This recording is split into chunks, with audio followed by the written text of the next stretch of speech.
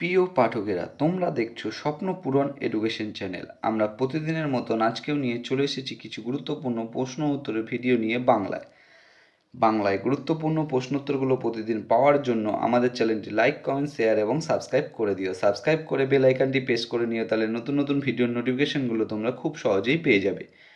Upcoming পরীক্ষার জন্য এই প্রশ্নোত্তরের ভিডিওগুলো কিন্তু খুব গুরুত্বপূর্ণ, তাই ভুলেও কেউ ভিডিওটা স্কিপ করো না, পুরো ভিডিওটা অবশ্যই মনোযোগ সহকারে দেখো। নতুন যারা আমাদের চ্যানেলে প্রশ্নোত্তরের ভিডিওগুলো দেখছো তারা অবশ্যই লাইক, কমেন্ট, শেয়ার এবং সাবস্ক্রাইব করে বেল আইকনটি প্রেস করে নিও, এবং তোমরা তোমাদের বন্ধুদের প্রচুর পরিমাণে ভিডিওগুলো শেয়ার করো, যাতে তারাও আপকামিং পরীক্ষায় প্রশ্নোত্তরের ভিডিওগুলো পেয়ে উপকৃত হতে পারে। আমাদের ডিসক্রিপশান বক্সে হোয়াটসঅ্যাপ গ্রুপ এবং ফেসবুক গ্রুপ এবং টেলিগ্রাম গ্রুপের লিঙ্ক দেওয়া আছে, সেখানে কিন্তু সবাই অবশ্যই জয়েন করে নেবে। এবং এখনও পর্যন্ত যারা আমাদের চ্যানেলটি লাইক, কমেন্ট, শেয়ার এবং সাবস্ক্রাইব করোনি, তারা কিন্তু অবশ্যই লাইক, কমেন্ট, শেয়ার এবং সাবস্ক্রাইব করে দেবে। এবং তোমরা কমেন্ট বক্সে কমেন্ট করে জানাবে তোমাদের কোন বিষয়ের ওপর ভিডিওর প্রয়োজন আছে, আমরা সেই বিষয়ের ওপর ভিডিও নিয়ে আসার চেষ্টা করব।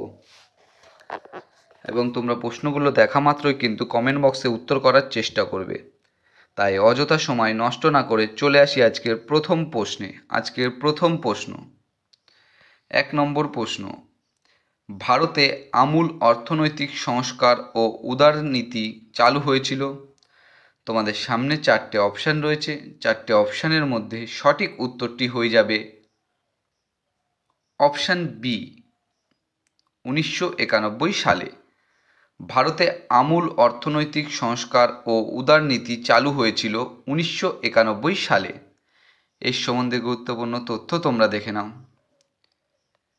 ভারতে 1991 সালে অর্থনৈতিক সংস্কার ও উদারীকরণ নীতি বা ইকোনমিক লিবারেশন শুরু হয়েছিল।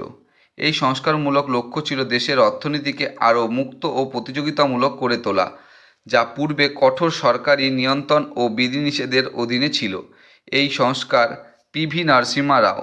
সংস্কার কিন্তু পিভি নরসিমহা রাও সরকারের আমলে তৎকালীন অর্থমন্ত্রী ডক্টর মনমোহন সিং এর নেতৃত্বে শুরু হয়েছিল। এই সংস্কারগুলি কিন্তু পিভি নরসিমহা রাও সরকারের আমলে তৎকালীন অর্থমন্ত্রী ছিলেন কিন্তু ডক্টর মনমোহন সিং, তার নেতৃত্বে শুরু হয়েছিল। পরবর্তী প্রশ্ন, সমষ্টি উন্নয়ন কর্মসূচিটি ভারতে কোন সালে চালু হয়েছিল? তোমাদের সামনে 4টে অপশান রয়েছে। 4টে অপশানের মধ্যে সঠিক উত্তরটি হয়ে যাবে অপশান সি। অপশান সি হয়ে যাবে সঠিক উত্তর, 1952। সমষ্টি উন্নয়ন কর্মসূচিটি ভারতে 1952 সালে চালু হয়েছিল। এর সম্বন্ধে গুরুত্বপূর্ণ তথ্য তোমরা দেখে নাও। সমষ্টি উন্নয়ন কর্মসূচি বা কমিউনিটি ডেভেলপমেন্ট প্রোগ্রাম ভারতে 1952 সালে চালু হয়েছিল। এই কর্মসূচি গ্রামীণ এলাকায় শিক্ষা, যোগাযোগ, স্বাস্থ্য এবং অন্যান্য উন্নয়নমূলক কাজের জন্য শুরু করা হয়েছিল। তাহলে সমষ্টি উন্নয়ন কর্মসূচি বা কমিউনিটি ডেভেলপমেন্ট প্রোগ্রাম 1952 সালে চালু হয়েছিল। পরবর্তী প্রশ্ন, 3 নম্বর প্রশ্ন, একাদশ পরিকল্পনায় উন্নয়নের হারের সংশোধিত লক্ষ্যমাত্রা কী? তোমাদের সামনে 4টে অপশান রয়েছে। 4টে অপশানের মধ্যে সঠিক উত্তরটি হয়ে যাবে অপশান এ, 8%। একাদশ পরিকল্পনায় উন্নয়নের হারের সংশোধিত লক্ষ্যমাত্রা ছিল 8%। এর সম্বন্ধে গুরুত্বপূর্ণ তথ্য তোমরা দেখে নাও। একাদশ পঞ্চবার্ষিকী পরিকল্পনা, যেটা কিন্তু 2007 থেকে 2012 সংশোধিত উন্নয়ন হার ছিল কিন্তু 8%।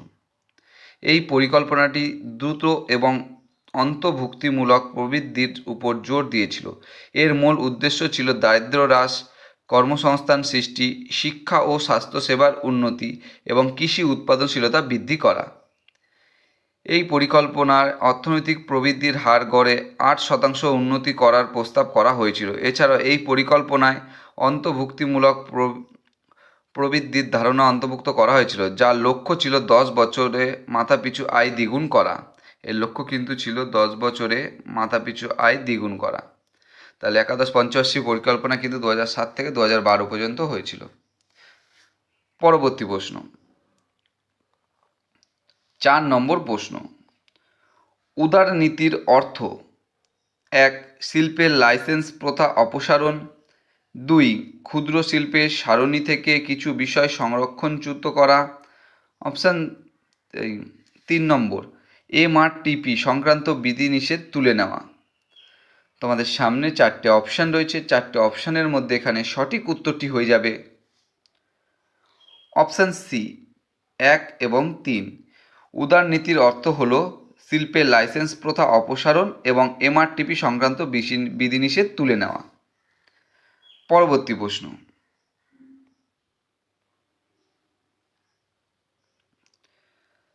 5 নম্বর প্রশ্ন, পঞ্চবার্ষিকী পরিকল্পনা খসড়া চূড়ান্তভাবে অনুমোদন করেন। তোমাদের সামনে 4টে অপশান রয়েছে, 4টে অপশানের মধ্যে সঠিক উত্তরটি হয়ে যাবে অপশান ডি জাতীয় উন্নয়ন পরিষদ। পঞ্চবার্ষিকী পরিকল্পনার খসড়া চূড়ান্তভাবে অনুমোদন করেন জাতীয় উন্নয়ন পরিষদ। এর সম্বন্ধে গুরুত্বপূর্ণ তথ্য তোমরা দেখে নাও। পঞ্চবার্ষিকী পরিকল্পনার খসড়া চূড়ান্তভাবে অনুমোদন করেন জাতীয় উন্নয়ন পরিষদ বা ন্যাশনাল ডেভেলপমেন্ট কাউন্সিল। পরিকল্পনা কমিশন বা প্ল্যানিং কমিশন পরিকল্পনা তৈরি শুরু করে, কিন্তু চূড়ান্তভাবে অনুমোদন দেয় জাতীয় উন্নয়ন পরিষদ বা ন্যাশনাল ডেভেলপমেন্ট কাউন্সিল। পরবর্তী প্রশ্ন, 6 নম্বর প্রশ্ন, কোন পঞ্চবার্ষিকী পরিকল্পনার সময়ে সবুজ বিপ্লব সূচিত হয়েছিল? তোমাদের সামনে 4টে অপশান রয়েছে, 4টে অপশানের মধ্যে সঠিক উত্তরটি হয়ে যাবে অপশান এ তৃতীয় পঞ্চবার্ষিকী পরিকল্পনার সময়ে সবুজ বিপ্লব সূচিত হয়েছিল। এর সম্বন্ধে গুরুত্বপূর্ণ তথ্য তোমরা দেখে নাও। সবুজ বিপ্লব মূলত তৃতীয় পঞ্চবার্ষিকী পরিকল্পনা সময়কালে 1961 থেকে 66 শুরু হয়েছিল। এই সময়ে ভারতে খাদ্য উৎপাদন বৃদ্ধির জন্য উচ্চ ফলনশীল বীজ, সার এবং সেচ ব্যবস্থার প্রবর্তন করা হয়। তাহলে তৃতীয় পঞ্চবার্ষিকী পরিকল্পনা কত সালে হয়েছিল? 1961 থেকে 1966। এই সময় কিন্তু সবুজ বিপ্লব হয়েছিল। পরবর্তী প্রশ্ন, 7 নম্বর প্রশ্ন, 1938 সালে কার সভাপতিত্বে কংগ্রেস তার প্রথম জাতীয় প্ল্যানিং কমিটি গঠন করে? তোমাদের সামনে 4টে অপশান রয়েছে, 4টে অপশানের মধ্যে সঠিক উত্তরটি হয়ে যাবে কিন্তু এখানে অপশান বি সুভাষচন্দ্র বসু। 1938 সালে সুভাষচন্দ্র বসুর সভাপতিত্বে কংগ্রেস তার প্রথম জাতীয় প্ল্যানিং কমিটি গঠন করে। এই প্রশ্নটার উত্তর কিন্তু অনেক জায়গায় জওহরলাল নেহরু নেওয়া হয়। এর সম্বন্ধে গুরুত্বপূর্ণ তথ্য তোমরা দেখে নাও। 1938 সালে জওহরলাল নেহরুর সভাপতিত্বে কংগ্রেস তার প্রথম জাতীয় পরিকল্পনা কমিটি গঠন করেন। যেটি কিন্তু 1918 সালে জওহরলাল নেহরুর সভাপতিত্বে কংগ্রেস তার প্রথম জাতীয় পরিকল্পনা কমিটি গঠন করেন। এবং 1938 সালে সুভাষচন্দ্র বসু যখন ভারতীয় জাতীয় কংগ্রেসের সভাপতি ছিলেন তখন এই কমিটি গঠিত হয়। এই কমিটির মূল লক্ষ্য ছিল ভারতের শিল্পের উন্নয়নের দৃষ্টি নিবন্ধ করা ও জওহরলাল নেহরু এই কমিটির সভাপতিত্ব করেন।